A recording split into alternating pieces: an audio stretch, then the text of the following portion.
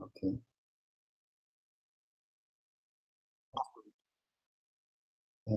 Buenas noches. Mi nombre es Kenny Mauricio Galvez Cárdenas. Yo soy hematólogo del Hospital Pablo Tobón Uribe aquí en la ciudad de Medellín. Y tengo el gusto hoy de compartir con ustedes todo lo relacionado con los avances de anemia ferropénica durante los últimos años en cuanto a la epidemiología, en cuanto a la fisiopatología del hierro, al diagnóstico y también al tratamiento de esta enfermedad. Entonces vamos a iniciar. Si tienen preguntas con respecto a la charla, al final habrá un espacio para resolver las inquietudes que surjan durante la conferencia.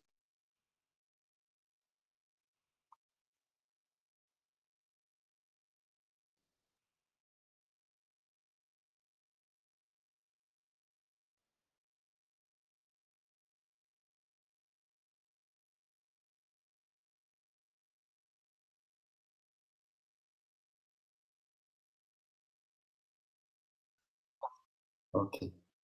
Bueno, el tema entonces a tratar es anemia ferropénica, estado del arte 2018. Ese es el contenido de la charla. Vamos inicialmente a hablar de un caso clínico, metabolismo del hierro, causas de anemia ferropénica, hierro y embarazo, historia clínica de examen físico, investigación y diagnóstico y tratamiento. Siguiente.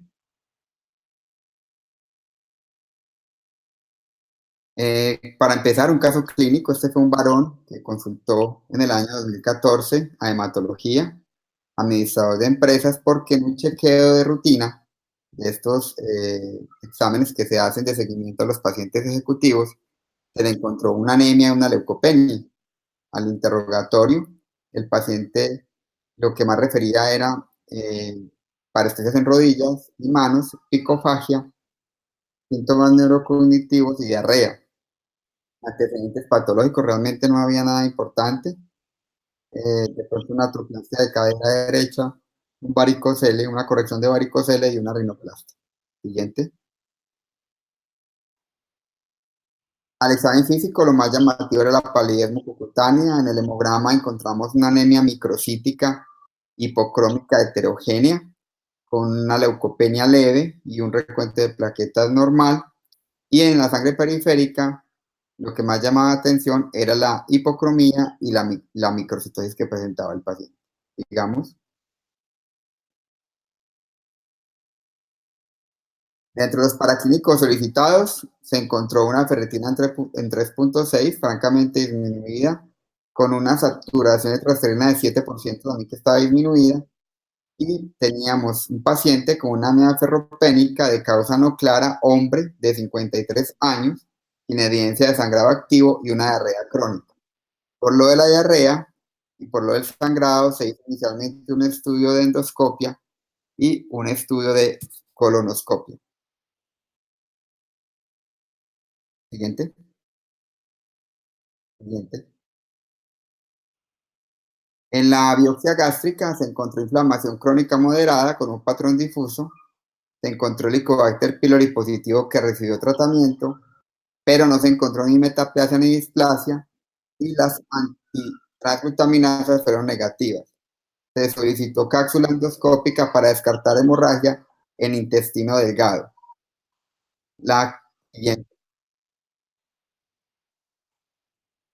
La cápsula endoscópica evidenció vulvodenitis congestiva, leve erosión aislada yeyunal, ileitis erosiva y ulcerada de predominio distal.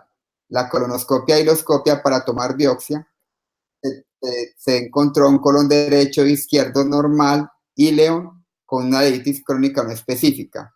Con esto de la ileitis se decidió valoración por gastroenterología.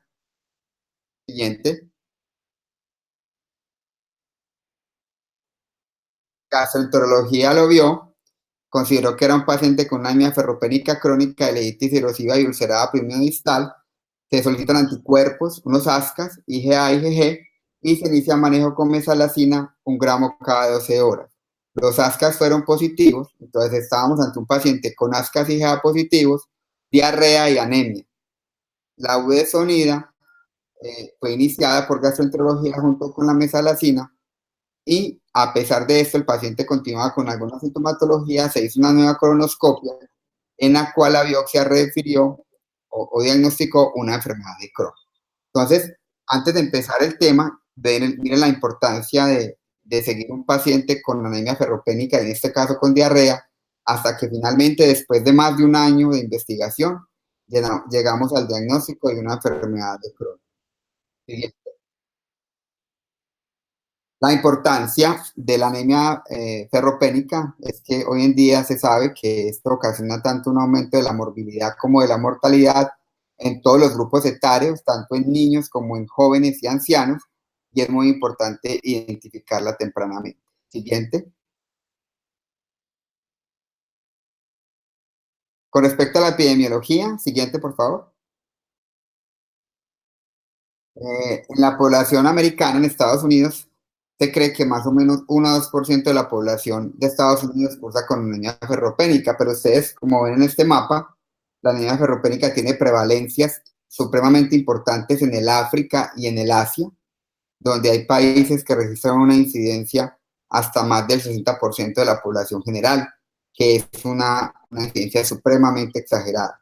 Entre las mujeres, la incidencia es mucho mayor, sobre todo si están en edad fértil, por las metorragias, con un 12%, y en general la anemia ferropénica explica el 50% de todos los casos de anemia. Siguiente.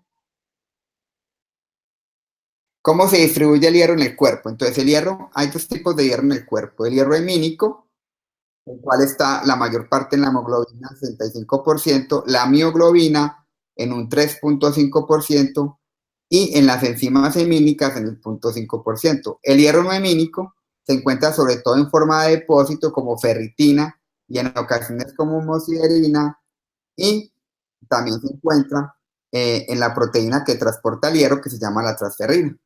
Siguiente.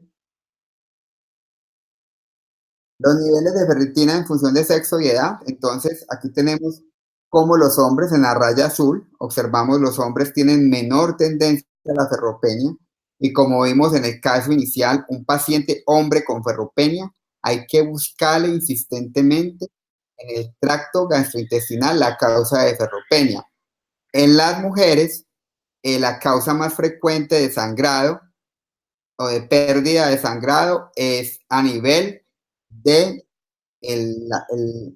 de sangrado vaginal, a nivel de menstruación, de metrorragias, y por eso las mujeres que vemos en la curva roja tienen más tendencia a ser ferropenia, porque con la menstruación las reservas de hierro que ellas tienen son mucho menores. Siguiente. El embarazo es otra condición que origina anemia con mucha frecuencia y hay varios factores. El principal es la hemodilución, también tenemos la transferencia de madre a feto de hierro y también la pérdida de hierro sobre todo durante el parto y el posparto, digamos. Por eso observamos en el embarazo una alta concentración de receptor de transferrina que refleja los intentos del cuerpo para incrementar el hierro intracelular. Siguiente. Siguiente. Siguiente, por favor. El siguiente. Entonces aquí tenemos, devuelves un momentico, por favor. Aquí tenemos entonces cómo la falta de hierro aumenta la mortalidad infantil y también el hierro es supremamente importante para el desarrollo cerebral de los niños. De las cosas fundamentales en la suplencia en la edad infantil, sobre todo hasta los 5 años, es el hierro, porque el hierro es clave en el desarrollo del cerebro, supremamente importante. Digamos. Con respecto a la prevalencia de la anemia, aquí tenemos varios grupos etarios. En general, en cualquier grupo etario puede haber anemia ferropénica, pero hay unas poblaciones más afectadas que son las mujeres en edad fértil, los niños en desarrollo, sobre todo en los primeros 5 años, y las mujeres en embarazo, digamos.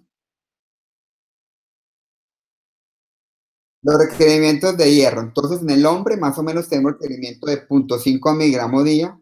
En las mujeres que menstruan tenemos requerimiento de 1 a 2 miligramos al día.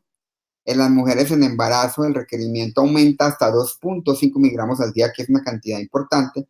y en los niños el requerimiento va más o menos de 1 miligramo al día. Una dieta adecuada de hierro diaria contiene 15 miligramos, pero de esos 15 miligramos solo se absorbe el 10%. Siguiente. Con respecto a las causas de aumento de las necesidades de hierro durante el embarazo, en general, esto se debe a un volumen globular aumentado, al feto y la placenta que consumen gran cantidad de hierro, a la hemorragia durante el parto y al aumento en el requerimiento de hierro durante la lactancia. Y esto lleva a que las mujeres tengan un aumento de las necesidades de hierro. Siguiente, por favor. Aquí vemos un poco en este gráfico cómo durante la primera parte del embarazo, en el primer trimestre, las necesidades de hierro, digamos, no son tan altas porque la mujer deja de menstruar y el embrión es muy pequeño, pero después del segundo y tercer trimestre, la mujer en embarazo requiere gran cantidad de hierro y vemos cómo el feto y la placenta consumen una parte importante del hierro, pero también, a pesar de que hay hemodilución, también hay un aumento en la masa de glóbulos rojos. Después del parto, en la lactancia, también hay gran cantidad de requerimientos de hierro y por eso es muy importante la suplencia de hierro durante todo el embarazo y durante la lactancia, porque el hierro que tiene la madre se va hacia el hijo a través de la leche materna y esto hace que la madre con frecuencia tenga ferropenia por la lactancia, sobre todo cuando las lactancias son prolongadas. Siguiente. Con respecto a la definición de anemia en el embarazo, cambia un poco. Todos sabemos que una mujer anémica en general se define anemia por debajo de 12 y un hombre anémico se define anemia por debajo de 13 la hemoglobina. Esto cambia durante el embarazo. En el embarazo hablamos de anemia cuando la hemoglobina está por debajo de 11, inclusive algunas guías como las del CDC de Atlanta, en el segundo trimestre inclusive permiten que la hemoglobina baje hasta 10.5 y lo consideran normal.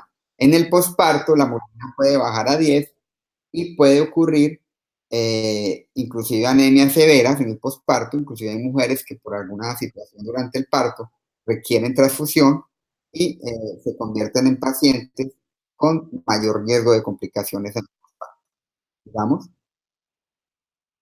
Las pérdidas durante el embarazo son pérdidas obligatorias de 150 a 200 miligramos, de hierro fetal hasta 370 miligramos, el hierro en placenta y cordón hasta 170 miligramos, en el parto hasta 310 miligramos y las pérdidas totales de hierro pueden ir hasta 1050 miligramos durante todo el proceso del embarazo y el posparto. Digamos. Vamos a una parte muy interesante que es el metabolismo del hierro. El metabolismo del hierro ha cambiado desde hace más o menos unos 18 años cuando se descubrió la axidina. La axidina fue descubierta en el 2000 y hoy en día es la hormona que regula todo el proceso del metabolismo del hierro. Vamos a hacer una revisión corta. Voy a tratar de ser lo más claro posible con esta información. Aquí tenemos entonces, este es el ciclo del hierro en el humano. Generalmente lo que ocurre es que el hierro que ingerimos en la dieta, de este hierro que ingerimos al día de 10 a 14 miligramos diarios, solo se absorben 2 miligramos y el resto del hierro no es absorbido, el resto del hierro se pierde. Y después de que se absorbe, el hierro se distribuye.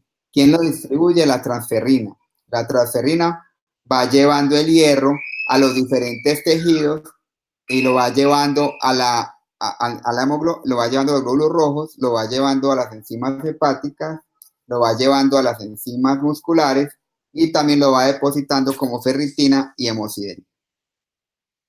Siguiente.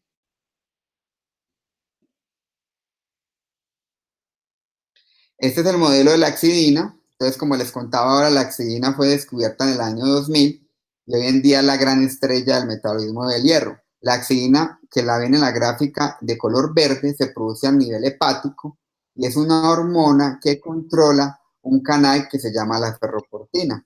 La ferroportina la tenemos en la membrana vasolateral del enterocito y la tenemos a nivel del macrófago. Este es un canal que permite, la ferroportina es un canal que permite el paso del hierro de las células hacia la sangre. Entonces, en el caso del enterocito, a nivel del intestino delgado, permite el paso del hierro desde el lumen hasta la sangre, y en el caso del macrófago, permite el paso del hierro del macrófago generalmente hacia la producción de glóbulos rojos en la médula ósea. Siguiente.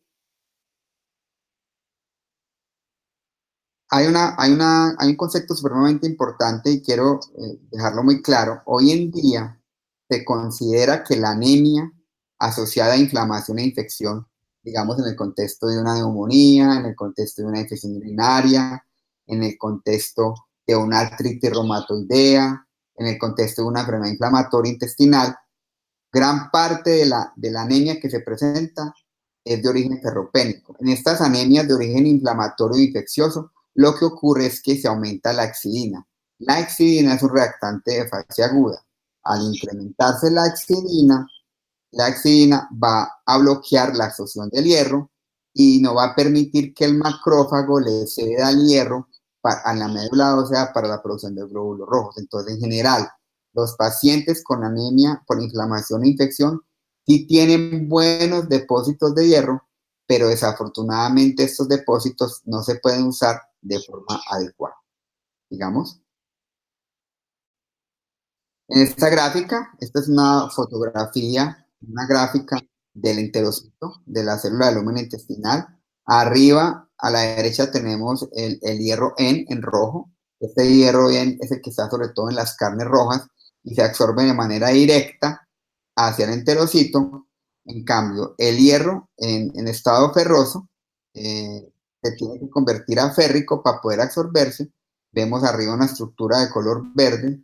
Esta estructura lo que hace es convertir el sulfato férrico en ferroso para que finalmente el hierro se absorba normalmente. Este se absorbe a través de la estructura que vemos arriba anaranjada, que es el DMT1, que es el transportador de metales divalentes, y este absorbe el hierro atraviesa todo el citoplasma del enterocito y finalmente sale al lumen, sale al vaso, al capilar, a través de la ferroportina, que es la estructura que vemos abajo, en la parte inferior, y esta ferroportina es controlada por la axidina. Entonces, dependiendo de lo que necesite de hierro, la ferroportina se abre o se cierra de acuerdo a las señales que mande o que envíe la axidina.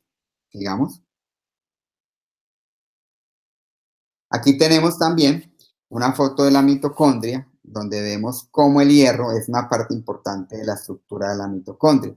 Todos sabemos que a nivel de la mitocondria se produce el ATP. El ATP es la producción de energía, lo que tenemos para vivir, para mantener activos. Y este sistema de cadena respiratoria de la mitocondria depende en gran parte del hierro. Hay un sistema de proteínas que son los citocromos, que son los que se encargan de producir el ATP, que dependen completamente del hierro para producir el ATP. O sea que el hierro es fundamental en la producción de energía y por eso es que muchas veces vemos pacientes con ferropenia. Siguiente, por favor. Vemos pacientes con ferropenia, gracias, pacientes con ferropenia que no tienen anemia, pero se sienten muy mal. Y esto se debe a que al no tener suficiente hierro, no se produce buen ADP y ATP, y esto finalmente no le va a producir energía al individuo. Siguiente. En esta gráfica vemos, es una estructura muy bonita. En la mitad tenemos un macrófago, eso es una foto de la médula ósea, de la producción de glóbulos rojos. Y tenemos en el centro un macrófago, lo que ven en azulito es hierro, y al lado, alrededor del macrófago, hay una gran cantidad de progenitores eritroides. Estos progenitores eritroides están recibiendo el hierro del macrófago para poder tener su desarrollo normal, digamos. Aquí también tenemos una gráfica, esta tinción de PERS que hacemos en médula ósea. Ahí vemos dos tipos de tinción. Lo que se tiñe de color azul es el hierro. Y lo hacemos en el caso de que tengamos dudas si el paciente tiene una ferropenia. En ocasiones, cuando el diagnóstico de ferropenia está muy complicado, nos toca hacer médula ósea para determinar cómo están los depósitos de hierro. Siguiente. Aquí en esta gráfica estamos viendo el ciclo de hierro completo. Es una gráfica publicada por el New England hace unos 3 años. En el centro tenemos un hepatocito, es el que produce la axina, y finalmente es la que regula todo el metabolismo del hierro. Arriba tenemos la eritropoyesis, tenemos también al lado izquierdo la eritropoyetina producida por el riñón, y finalmente como la eritropoyetina y el hierro se unen para estimular la producción de glóbulos rojos a nivel de la médula. ¿Digamos? Bueno, ¿qué proteínas contienen hierro? Entonces, una cosa importante de esta charla es sacar de la cabeza que el hierro solamente está en la hemoglobina. El hierro está en muchísimas proteínas importantes que tenemos en nuestro organismo. Está, además de la hemoglobina, está en la mioglobina, que es una proteína muscular. Está a nivel de las catalasas, de las peroxidasas, de los citocromos, que ahora les mostré cómo son supremamente importantes en la producción de energía, de ATP, a nivel de la mitocondria. Están también en proteínas a nivel del duodeno. Están en mucha cantidad de enzimas que regulan un montón de funciones importantes y al no tener hierro, estas enzimas no funcionan de manera adecuada y vienen muchos de los síntomas que presentan el paciente. Siguiente. Bueno, vamos ya un poco a la parte de diagnóstico. Entonces, dentro de la parte de historia clínica, siempre es importante preguntar varios aspectos a los pacientes. La ingesta de hierro, hoy en día recuerden que está muy de moda los veganos. Los veganos tienen muy baja ingesta de hierro, entonces estos pacientes tienen riesgo de hacer ferropenia o anemia ferropénica. Síntomas de mala absorción, preguntar por diarrea, preguntar por pérdida de peso, preguntar por algún tipo de sangrado gastrointestinal, si hay melenas, hematotexia, si hay hematemesis, preguntar sobre las menstruaciones, la cantidad de las menstruaciones, si hay metorragias o no. Pues una mujer embarazada ya vimos ahora en diapositivas previas cómo es tan frecuente la anemia ferropénica. Si el paciente ya previamente ha estado con terapia con hierro oral, si hay una historia de sangrado personal o familiar. Eh, Muchas mujeres que tienen metrorragias, sangrados abundantes menstruales, de base pueden tener una enfermedad de von Willebrand. Entonces, cuando tengamos mujeres con sangrados menstruales abundantes, con úteros normales, sin miomas, con ecografía transvaginal normal, siempre pensar en un trastorno como una enfermedad de von Willebrand. Y preguntar por el consumo de sustancias no nutricionales, lo que llamamos PICA. Lo más frecuente es que los pacientes consuman hielo, lo muerdan, lo mastiquen, pero también tienen unos pacientes que comen arroz, que comen tierra, que comen cal. Entonces siempre es importante averiguar por esto, que es un dato importante dentro de la clínica. Siguiente. Con respecto al sangrado gastrointestinal, entonces siempre es importante preguntar por esto en todo el interrogatorio del paciente. Recuerden que hay muchos defectos anatómicos que causan sangrado a nivel del estómago, intestino, de colon, la gastritis, las úlceras, la enfermedad inflamatoria intestinal, malformaciones vasculares, las varices, la infección por parásitos también. En alguna ocasión puede ser una causa anemia ferropénica, sobre todo en nuestro medio, en poblaciones vulnerables. La hematuria, no es tan frecuente, pero puede ser causa de anemia ferropénica, las metrorragias, las epistaxis severas y en el caso del incremento de la demanda, en el crecimiento del neonato, en el crecimiento del adolescente y durante el embarazo. Siguiente. Con respecto a las manifestaciones clínicas, pues son variadas, son múltiples. Realmente tenemos 4 sistemas comprometidos de manera importante. Hay una alteración importante a nivel del corazón, porque el corazón vive de la energía producida por el ATP y al no haber hierro adecuado, pues el corazón va a perder de manera importante su capacidad de contraerse. En la parte inmunológica, está en el día claro que los pacientes con anemia ferropénica tienen mayor riesgo de infección, sobre todo por bacterias. A nivel gastrointestinal, siempre debemos buscar a nivel de la lengua glosit, a nivel de los labios estomatitis angular. A veces, en ocasiones, podemos encontrar membranas esofágicas, que es supremamente raro, lo que llaman el síndrome de Plummer-Vinson, atrofia gástrica y en ocasiones podemos tener daño de las microvellosidades y enteropatía con pérdida de proteínas. A nivel hematológico, encontramos lo más frecuente es la anemia, ¿cierto? Y esto lleva pues a fatiga, a disminución de la tolerancia al ejercicio y a disminución de la productividad. Con respecto a los síntomas más frecuentes son palidez, fatiga o astenia dinamia, disnea y dolor de cabeza. Menos frecuentes, pero igual de importantes, está la alopecia, que sobre todo es una consulta frecuente a los dermatólogos, el síndrome de piernas inquietas, la piel seca, en casos severos puede haber taquicardia, soplo cardíaco, y hay una cosa supremamente importante que es la parte neurocognitiva. Los pacientes con ferropenia y anemia ferropénica, desafortunadamente, tienen gran compromiso de su función neurocognitiva. Los pacientes con ferropenia tienen una alteración muy importante del receptor de dopamina. La dopamina, como ustedes recuerdan, es una neurotransmisión supremamente importante para nuestras funciones mentales. Los pacientes con ferropenia o anemia ferropénica tienen mucha dificultad en ejercer su trabajo, por ejemplo, sobre todo si son trabajos intelectuales como abogados, como contadores, como médicos, ingenieros. En estos casos se ve un compromiso importante de la parte neurocognitiva. Ya en casos severos, pues podemos tener anemias tan severas que pueden llevar a inestabilidad hemodinámica, a síncope y a cuadros de síndrome de Plummer-Vinson, pues que son supremamente severos. Siguiente. Bueno, con respecto al examen físico, aquí tenemos entonces las uñas en cuchara, la coiloniquia o también la fragilidad ungueal. Es frecuente que los pacientes se quejen, sobre todo las mujeres, de que sus uñas son muy frágiles y quebradizas. Y la keilitis o estomatitis angular, que también se ve con alguna frecuencia. Siguiente. La glositis y la lengua lisa, que es producto también de la anemia ferropénica, es un hallazgo que encontramos también con cierta frecuencia en los pacientes con este tipo de patología. Digamos,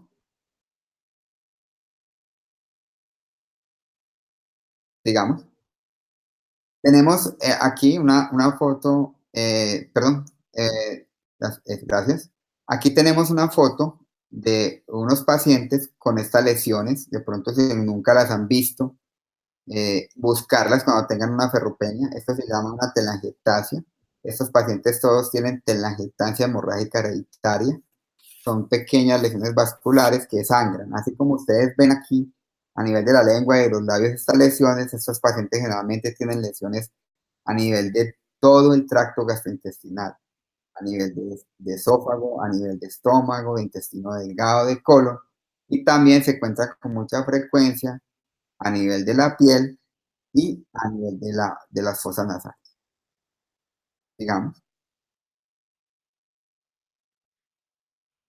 Bueno, el diagnóstico de la anemia ferropénica, digamos que no es tan complejo, sobre todo en un paciente que no tiene ninguna comorbilidad, una mujer joven, una anemia microcítica hipocrómica, que tenga una ferritina disminuida, el diagnóstico es muy claro.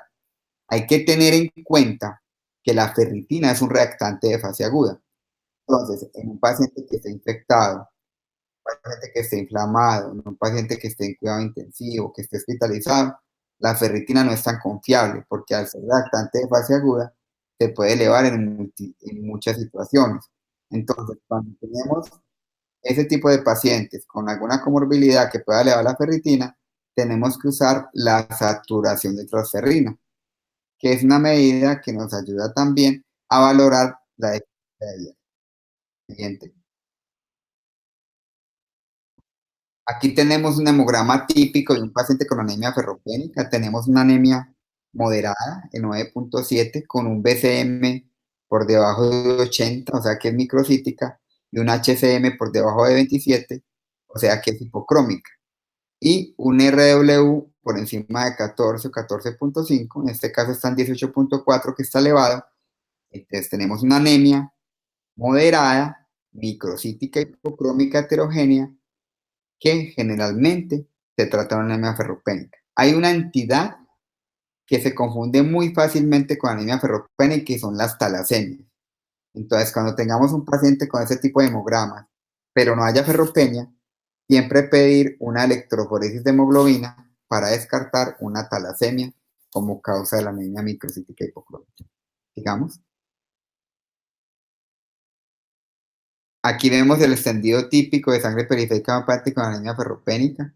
Vemos glóbulos rojos pequeños, hipocrómicos y de diferentes tamaños y formas. Y esto también nos ayuda a hacer un poco el diagnóstico en sangre periférica de la anemia ferropénica. Siguiente. Entonces, en el estudio de anemia ferropénica, siempre tener en cuenta el BCM. Mire que la sensibilidad del BCM por debajo de 80 para ferropenia es del 97%. Y en el hemograma siempre debemos mirar el RW, que en ferropenia está aumentado, y en la sangre periférica mirar la hipocromía. Casi que con estos datos tenemos un diagnóstico casi del 99% de una anemia ferropénica. Digamos.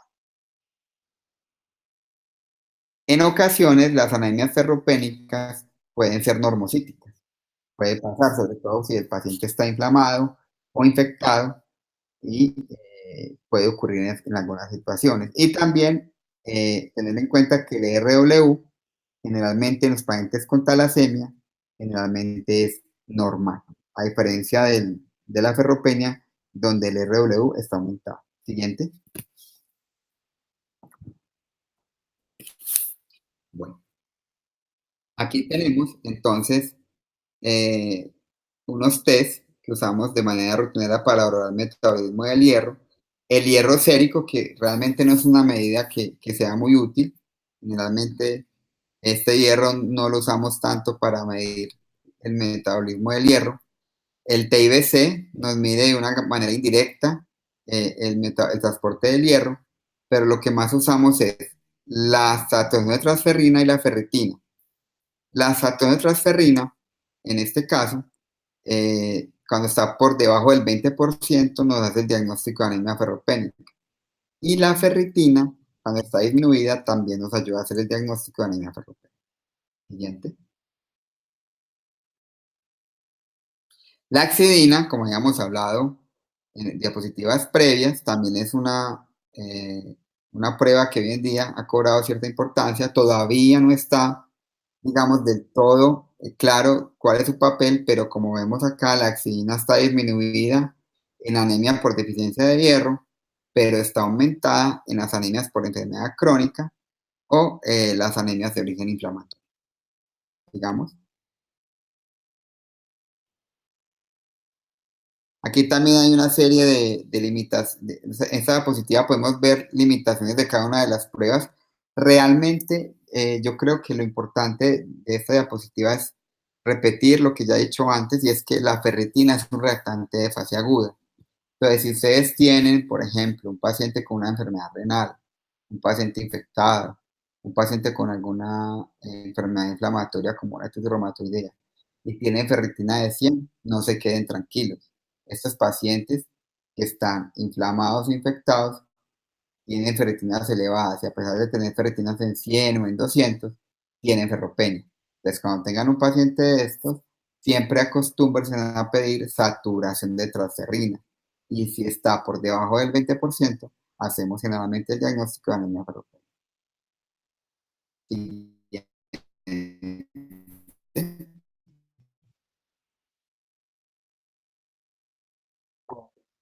¿Sí? ¿Sí? Ok.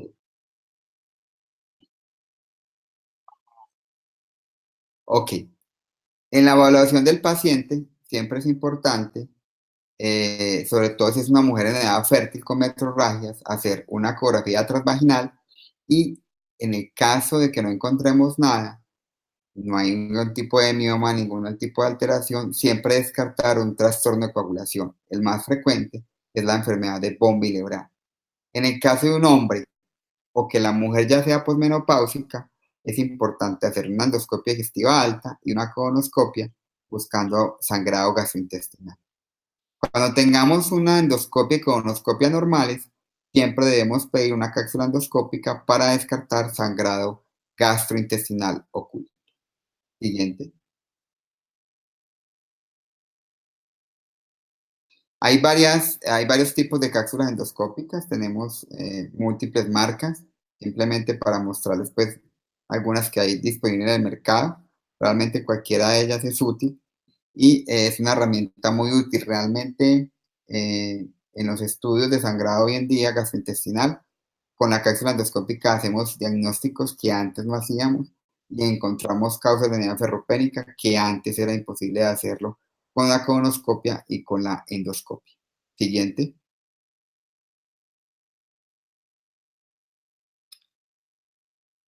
¿Qué indicaciones tiene la cápsula endoscópica? Entonces, sangrado intestinal oscuro, anemia por deficiencia de hierro, enfermedad de Crohn, tumores de intestino delgado, enteropatía por Aines, enteropatía hipertensiva portal, enfermedad celíaca, síndromes de poliposis heredados y dolores abdominales crónicos no explicados.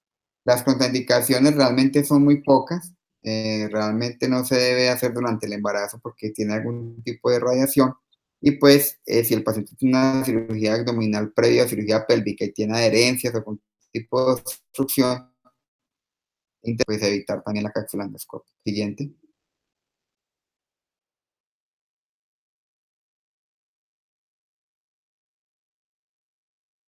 Con respecto al estudio del sangrado gastrointestinal, entonces tenemos un paciente con sangrado oscuro, que no tengamos la causa clara de dónde viene el sangrado, a pesar de que el paciente sospechemos por algún dato que tenga sangrado intestinal, hay que hacer la cápsula endoscópica. Si encontramos la fuente, pues se trata. Si no encontramos la fuente con la cápsula endoscópica, debemos hacer una enteroscopia con doble balón. Esta enteroscopia es un procedimiento mucho más complejo, pero a diferencia de la cápsula, tiene la ventaja de que puede ser terapéutico. Y en el caso de la enteroscopia, si encontramos alguna lesión, con la enteroscopia también se puede quitar y de una vez el paciente queda tratado. Siguiente.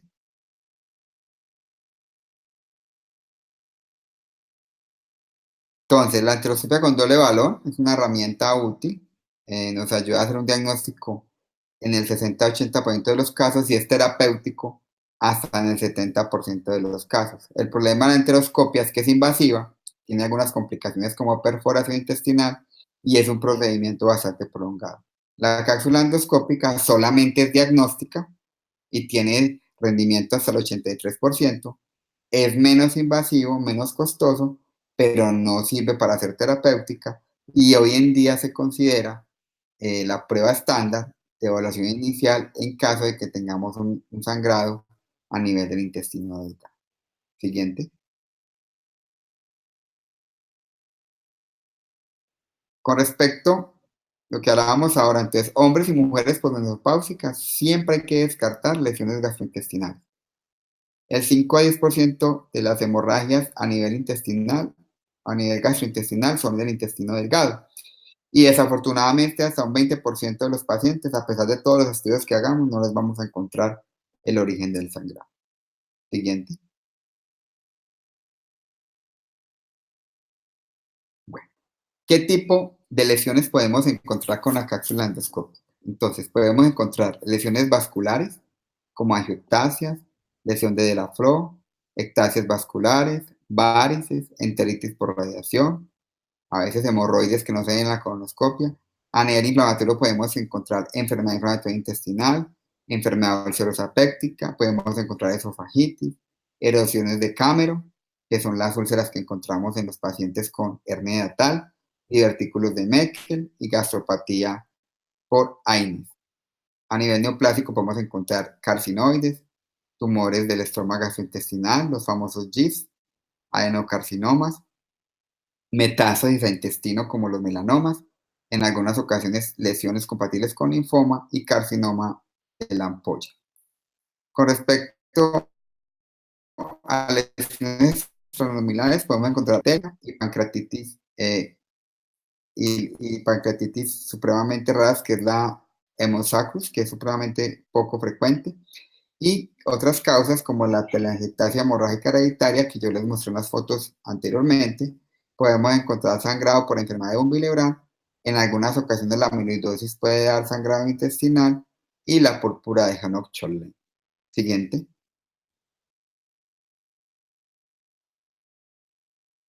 Con respecto al diagnóstico y tratamiento de anemia inexplicada, eh, con deficiencia de hierro, pero sin sangrado aparente, siempre es importante tener en cuenta. Entonces, un paciente con ferritina por debajo de 30 tiene una anemia por deficiencia de hierro. Un paciente con ferritina por encima de 30, pero una PCR normal, o sea, una proteína C reactiva normal, posiblemente hay otras causas. Si un paciente tiene una PCR incrementada con una ferritina por debajo de 100, puede ser una anemia mixta, tanto ferropénica como inflamatoria. Y si la ferritina es por encima de 100 y la PCR está incrementada, más estamos hablando de una anemia de origen inflamatorio, aunque como les conté ahora, los pacientes con anemia de origen inflamatorio tienen un estado de ferropenia, por lo que estos pacientes no pueden usar el hierro que está depositado a nivel de los macrófagos. Siguiente. Bueno, vamos para la última parte de la charla, que es el tratamiento, y digamos que es la parte pues práctica de esto. Y con respecto a esto, cuando tenemos un paciente con ferropenia, una cosa importante es consumar el diagnóstico, o sea, saber que estamos ante una ferropenia, porque con frecuencia llegan pacientes a consulta, por ejemplo, con talasemias, y estos pacientes generalmente nos van a ocasionar dificultad diagnóstica y estos pacientes no van a mejorar con hierro. Identificar la causa. Entonces, tenemos un paciente con ferropenia, como en el caso que les mostré al principio, el de la consulta, que finalmente tuvo una enfermedad de Crohn y finalmente lo que llevó a que el paciente se mejorara fue el tratamiento de la enfermedad de Crohn. Y hay que corregir y manejar la causa primaria que esté causando la anemia ferropénica. Dar terapia con hierro. Hay dos tipos de administrarlo, una forma de la oral y otra la parenteral. Y finalmente, después de dar la terapia, confirmar que el tratamiento con la terapia haya sido exitoso. Digamos. Con respecto a la estadía de progresión de la agencia de hierro, es importante tener en cuenta que lo último que se disminuye cuando hay ferropenia es la hemoglobina. Entonces tenemos generalmente pacientes que van a empezar a tener alteraciones de la ferritina, se nos van a reducir de manera importante antes de que hagan manifestaciones de tipo anemia. Y le recuerdo otra vez, es importante tener en cuenta que así el paciente solo tenga ferritina disminuida, puede estar supremamente sintomático. Entonces, los síntomas de la ferropenia muchas veces no son por la anemia, simplemente se dan porque la ferritina está disminuida. Siguiente.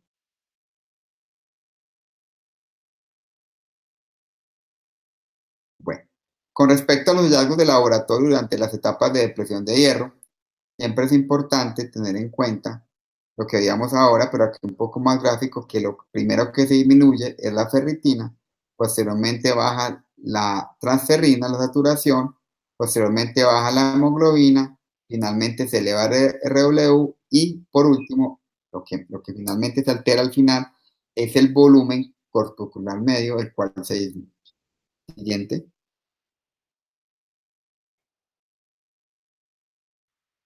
¿Cuáles son las recomendaciones para tratar los pacientes con hierro oral? Realmente existen múltiples esquemas. Aquí les traigo lo que dice la pediatría de Nelson, lo que dice la medicina interna de Harrison, lo que dice el manual de oncología y hematología pediátrico, lo que dice la hematología de Hodgman, lo que dice la hematología de Williams. Realmente no hay como un consenso, pero la dosis en promedio, más o menos para un niño, por ejemplo, es de 3 a 6 miligramos por kilo día. En los niños generalmente se prefiere uno ir con dosis más altas, de 6 miligramos por kilogramo día, y en los adultos más o menos la dosis de hierro total debe ser de unos 200 a 300 miligramos. El hierro oral se debe administrar idealmente 2 o 3 veces al día, inclusive hasta 4, para mejorar la absorción y siempre administrarlo con el estómago vacío, porque esto mejora muchísimo la absorción del medicamento. Siguiente. Con respecto al hierro polimaltosado, es una molécula que desde hace muchos años está en el mercado. La marca, pues, conocida desde hace mucho tiempo es el RX, que es un medicamento supremamente bien tolerado. Es un medicamento, como vemos en la gráfica, en la parte derecha, su mano derecha, se absorbe de una manera mucho mejor. Este hierro viene, digamos, de una forma cubierta que hace que todo el hierro se absorba a nivel del tracto gastrointestinal de manera correcta y se una directamente a la transferrina. ¿Esto qué permite? Esto permite primero una absorción más rápida del medicamento con mejor tolerancia y segundo, este hierro polimaltosado no origina, digamos, radicales libres, estrés oxidativo. Como ven en la gráfica de la izquierda, el sulfato ferroso genera muchos radicales libres, mucho estrés oxidativo, que eso finalmente va a alterar a nivel del sistema endocrino, a nivel cardíaco y hígado, porque estos radicales libres lesionan los tejidos. Siguiente. Aquí vemos un poco más explicativo cómo cuando usted da, por ejemplo, sulfato ferroso, este sulfato ferroso cuando se absorbe, origina toda esta formación de sustancias tóxicas dentro del organismo, que finalmente va a llevar primero a una lesión de la célula, va a llevar a peroxidación lipídica, a interrupción de la membrana, a inactivación enzimática, a rotura de cadena de ADN, y también esta carga de hierro que no está controlada en el caso del sulfato ferroso va a llevar a que este hierro se deposite en hígado, en corazón y sistema endocrino, y en vez de causar un beneficio pueda causarle un daño a los pacientes. Siguiente.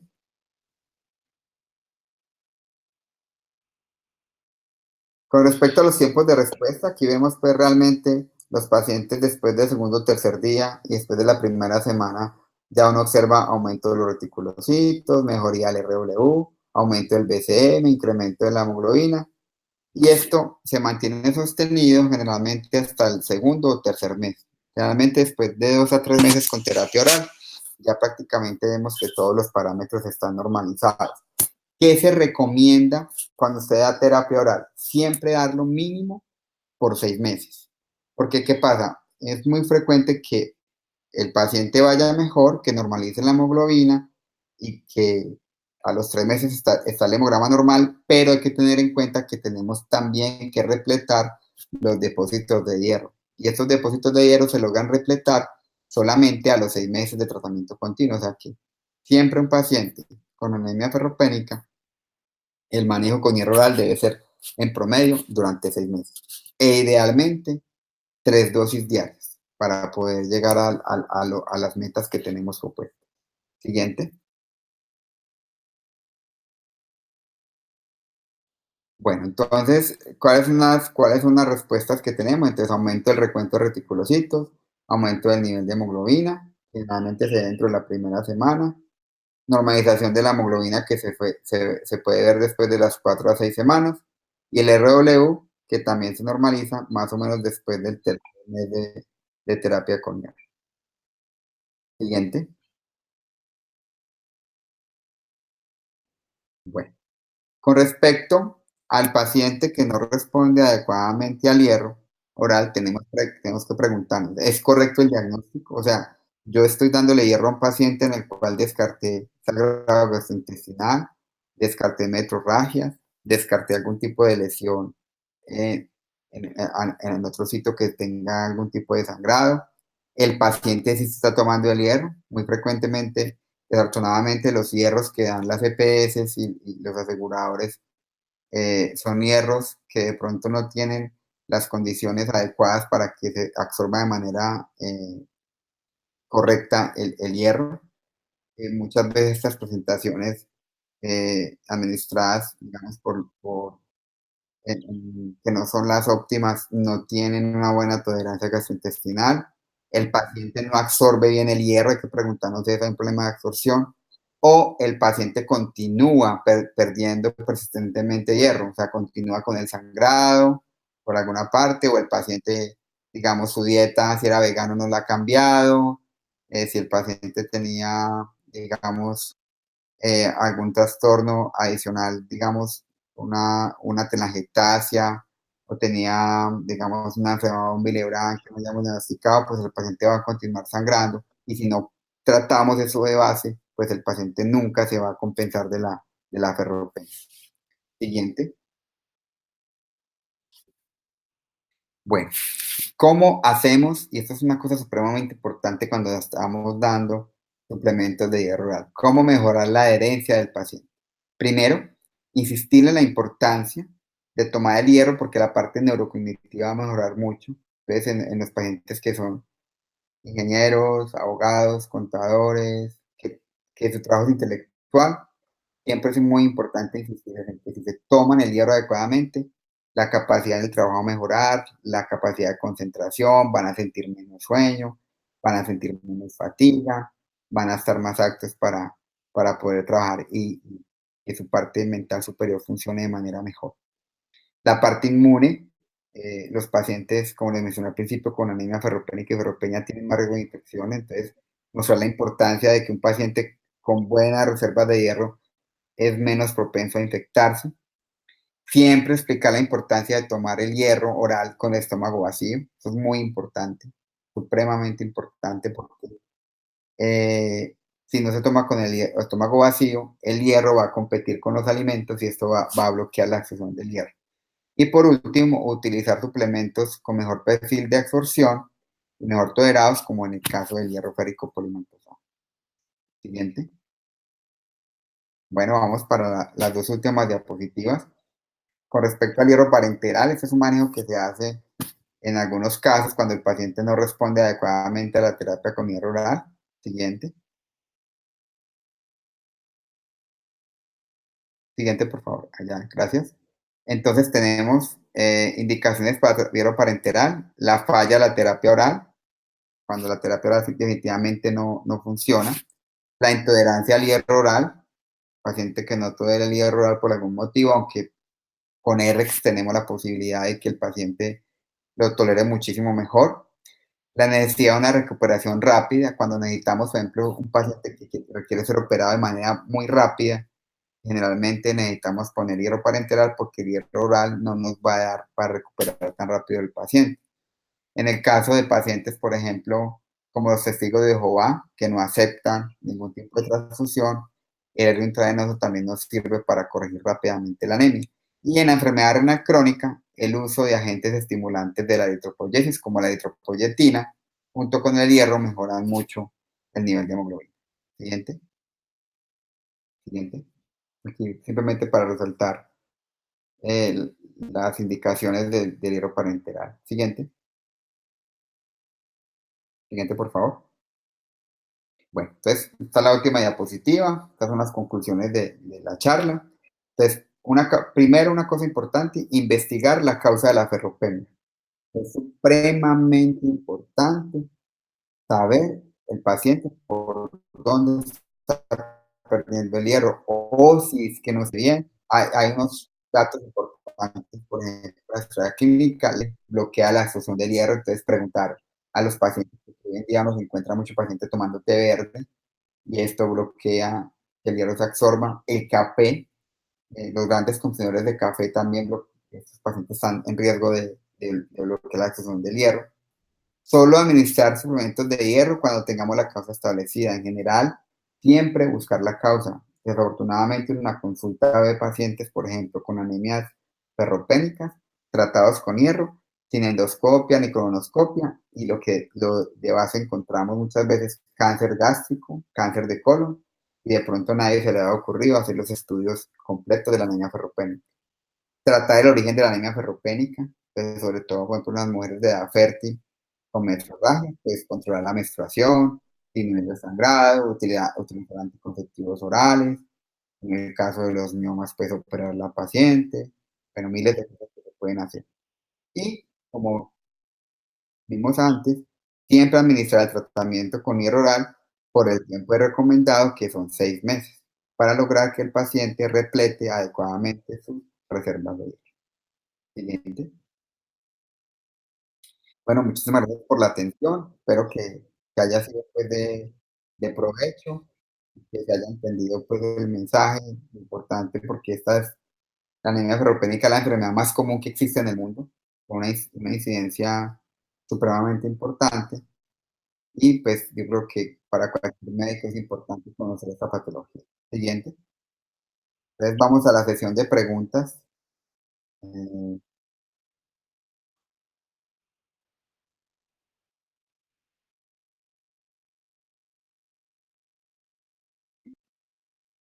ok. Entonces, tenemos la primera pregunta. ¿Cuáles son las recomendaciones de dieta en el paciente con anemia ferropénica? Realmente, con respecto a la dieta, si el paciente está tomando el hierro adecuadamente, no necesita ninguna dieta adicional. Lo que una vez se recomienda, por ejemplo, es que se puedan tomar el hierro con jugo de naranja. El jugo de naranja tiene vitamina C que acidifica mucho más el ambiente duodenal y permite mejor la absorción del hierro.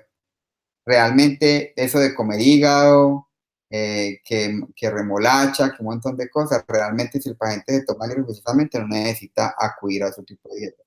Y con respecto a los cambios que hay que hacer, entonces recomendar al paciente que disminuya el consumo de café, recomendar que no tome té verde, ¿cierto? Es importante esto. Si es vegano, pues tratar de cambiar la costumbre o de que coma algo de carne, porque de todas maneras, así uno le maneje la ferropenia, si él no vuelve a consumir hierro, en un tiempo volverá a estar otra vez con anemia ferropénica.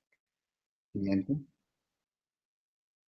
¿En qué otras poblaciones diferentes al embarazo está indicada la suplementación con hierro para la prevención de anemia ferropénica? Está indicada en los niños, sobre todo en los primeros 5 años, es supremamente importante para lograr un adecuado desarrollo cerebral. Eh, el hierro es supremamente importante para el desarrollo neurológico en los primeros 5 años. Y yo siempre digo, cuando reviso el tema con los residentes, que el África seguirá siendo el África toda la vida, porque desafortunadamente en el África no hay suficiente hierro para todo el mundo. Y los primeros 5 años son supremamente claves para lograr un adecuado desarrollo cerebral.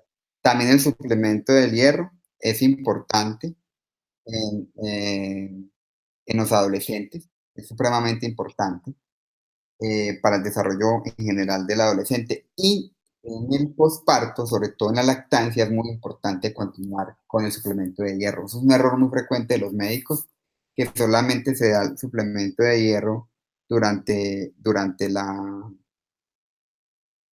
solamente se da eh, el, solamente se da en el embarazo, pero en la lactancia es muy importante administrar el hierro. Hay una cosa importante, con RX tenemos una ventaja y es que el RX, a diferencia de otros hierros también, no necesita estar con el estómago vacío. Entonces, digamos que esta recomendación que a veces es molesta para doctor, pero es que me tengo que esperar media hora para tomarme el hierro y estar en ayunas. Con RX tenemos esa ventaja, que afortunadamente no necesita estar con el estómago vacío. Hay una pregunta importante, me parece muy importante, que cómo se debe organizar eso, qué exámenes debo solicitar para el seguimiento. Digamos que los dos exámenes básicos para el seguimiento de los pacientes son el hemograma. El objetivo del hemograma es hacer un control de nivel de hemoglobina y de los volúmenes del BCM y el HCM y un nivel de ferritina. Cuando tengamos niveles de ferritina por encima de 100, de 80, de 120, ya tenemos una reserva de hierro adecuada. Digamos que de alguna manera, ya con esas ferritinas por encima de 100, podemos estar tranquilos de que el paciente tiene buena reserva. Siguiente.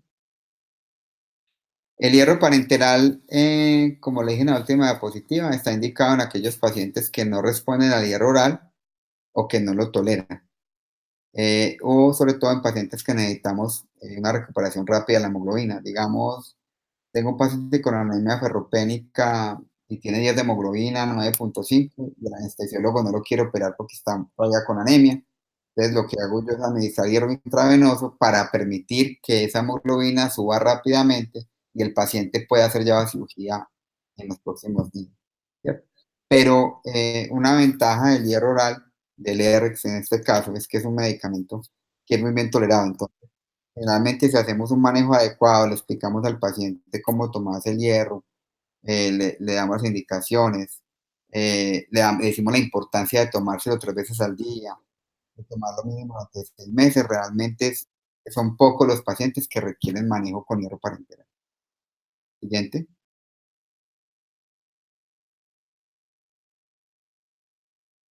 La enfermedad celíaca, aquí preguntan, ¿en qué casos está indicado realizar pruebas diagnósticas para evaluar enfermedad celíaca en pacientes con anemia ferropénica?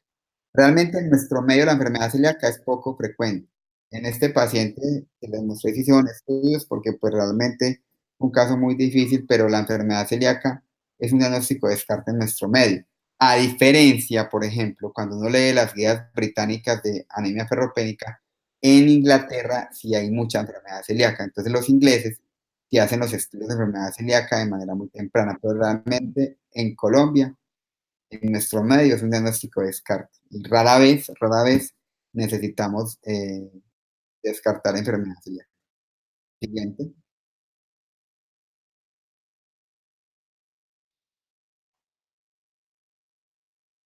¿Sí?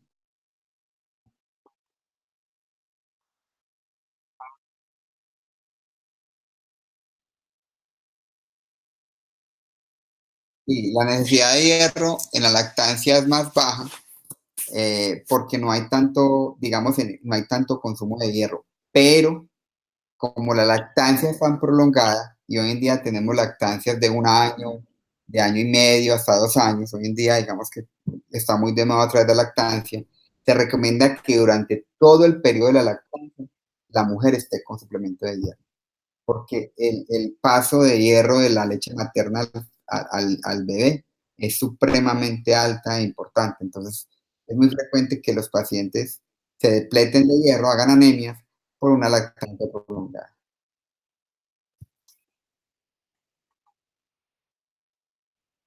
Ok, ok. Bueno, ok. Primero que todo, muchísimas gracias por acompañarme en esta presentación. Espero que haya sido de utilidad. A mí este tema de anemia ferropénica me gusta muchísimo. Me parece un tema de mucha importancia para cualquier médico, para el internista, para el médico general, para el ginecólogo, para el pediatra, para el médico familiar. Realmente es una patología que tiene que ver con todos los médicos en general que hacemos clínica. Y espero finalmente que esta presentación les haya sido de utilidad, que hayan quedado conceptos claros, que de ahora en adelante a las ferropenias las estudiemos bien, que no nos vaya a pasar el hecho de darle sulfato, de darle ERX o cualquier tipo de hierro a un paciente que esté con un cáncer de colon, un cáncer de estómago. Siempre investigar muy bien la ferropenia es muy importante y dar el tratamiento por el tiempo recomendado. Muchísimas gracias y una feliz noche para todos.